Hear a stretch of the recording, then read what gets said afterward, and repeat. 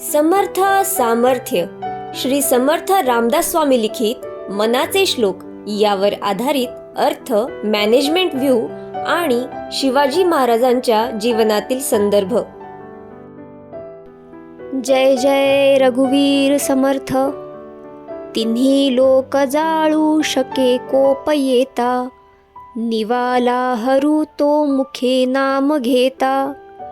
जपे आदरे पार्वती विश्वमाता, म्हणोनी म्हणा तेची हे नाम आता. जय जय रघुवीर समर्थ. हरू म्हणजे हर म्हणजे शंकर, अतिशय दयाळू, शांत, भक्तांना लगेच प्रसन्न होणारे, रागावर इतके नियंत्रण असणारे. जेव्हा अति होते तेव्हा संतापतात, तेव्हा क्रोधाग्नीत तीनही लोक जाळू शकतात आणि तशी परिस्थिती आलीही होती. महादेवी उमा हिने यज्ञकुंडात उडी घेतली. तिचा मृतदेह बघून महादेव तांडव करू लागले. तेव्हा विष्णूंनी त्यांचा क्रोध शांत केला. असे महादेव सुद्धा रामकथा अति आदराने पार्वतीस कथन करतात.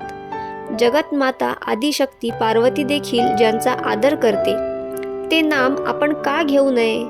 सामान्य माणसाचे एक असते, काही करायचे असेल तर ते त्यांच्या मते जे कोणी मोठे माणसं असतील, आदर्श असतील, त्यांचे ते डोळे झाकून अनुकरण करतात. मग त्यांना ना पुरावे लागत ना काही शास्त्र लागत. बस त्यांनी केलं ना, मग चांगलंच असणार, योग्यच असणार. जे कोण देव मानत नाहीत तरी रामकृष्ण हे मनुष्य होते हे तरी मान्य करावेच लागेल. त्या काळच्या माणसांपेक्षा जास्त बुद्धिवान, हुशार, कर्तबगार, त्यांच्या कामाने लोकांनी त्यांना आदर्श मानले आणि कालांतराने देवत्व बहाल केले. हा तर्क तरी मान्य करावा. तसेच महादेव हे त्यावेळचे शास्त्रज्ञ होते. त्यांनी संपूर्ण पृथ्वीवर 12 जागा शोधल्या, ज्या ठिकाणी पाण्याची सतत धार ठेवून थंडावा निर्माण न केल्यास स्फोट होऊ शकतो. ज्या ठिकाणी 12 ज्योतिर्लिंग हे नाव दिले गेले. पहिले मनुष्य शस्त्रक्रिया करणारे, शरीरशास्त्र जाणणारे. माणसाच्या शरीराला हत्तीचेच डोके का लावले? तर त्यांची स्नायूंची रचना. शिवाय हत्ती हा मनुष्यापेक्षाही जास्त बुद्धिवान आहे हेही फार पूर्वीच महादेवांनी सिद्ध केले आहे. शक्तीची देवता पार्वती माता राम नाम जपते हे प्रयोगाने शोधणारे आजचे शास्त्रज्ञ सांगतात. र अक्षराचा उच्चार शरीराची प्रतिकार क्षमता वाढवते. आपल्या शास्त्रात अनेक शोध आहेत. जसे आजचे शास्त्रज्ञ त्यांचा शोध कोणी चोरू नये म्हणून सांकेतिक भाषा वापरतात, तसेच पूर्वीचे शोध सांकेतिक भाषेत जपून ठेवले आहेत.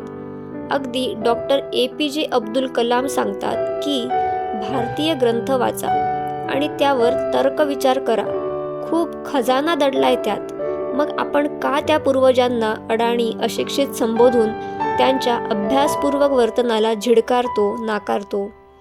जेव्हा लोकांना काही काम करण्यास सांगायचे असेल तेव्हा त्यांना ते करणार असलेल्या कामाचा आदर वाटावा आणि त्यांनी काम मन लावून करावे.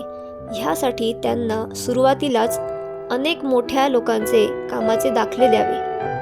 We are part of such a great work असे जेव्हा मनात येईल तेव्हा काम पाट्या टाकायचे असे न राहता आनंदाने, आत्मविश्वासाने आणि आदराने केले जाईल. राजांनी गनिमी कावा मावळ्यांना समजावला तेव्हा काही लोक यात शौर्य नाही, हा तर भ्याडपणा असे म्हणाले.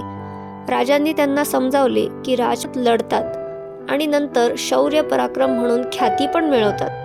पण त्यांच्या रणभूमीवरच्या मरणाने राज्य तर शत्रूच्याच ताब्यात जाते. मग प्रजेचे हाल होतात. यात थोडा विचार करून लढाई केल्यास आपले लढणे विजयात परावर्तित होईल. ध्येय काय आहे? आपला मुलूक वाचवणे. मग त्यासाठी जसे जमेल तसे प्रयत्न करणे. शत्रू कावेबाज आहे तर आपणही सतर्कतेने, हुशारीने लढावे. त्यासाठी स्वतःची ताकद वाढवणे. प्रत्येक जण तरबेज असणे आवश्यक. नसेल तर तसे बना. मुलूक वाचवू शकाल. लढायचे तर आहेच, पण ते गनिमी काव्याने लढणे, भ्याडपणाचे नाही. शक्तीला बुद्धीची चातुर्याची जोड देणे आहे. इतिहासातून शिकण्याची गरज आहे. जे त्यांनी केले राजी तसेच केले तर आपणही आपला मुलूक गमावणार. चेतक घोड्याला हत्तीची सोंड लावली ती कशासाठी? चकवा देऊन लढाई जिंकण्यासाठी. महादेव पार्वती माता यांच्या जवळच्या शक्तीला विष्णूंच्या बुद्धिचातुर्याची जोड हवीच. विष्णू देखील कृष्ण अवतारात काय काय मायावी पाश वापरत असतानाही एकदा लढाईत रणछोड नाव मिळाले तरी त्यात जीत मिळवणे हाच उद्देश. जय जय रघुवीर समर्थ. चरितं शिवराज्यस्य विजयश्री विराजितं वीराद्भुतरसं पुण्यं रामायणमिवापरम्.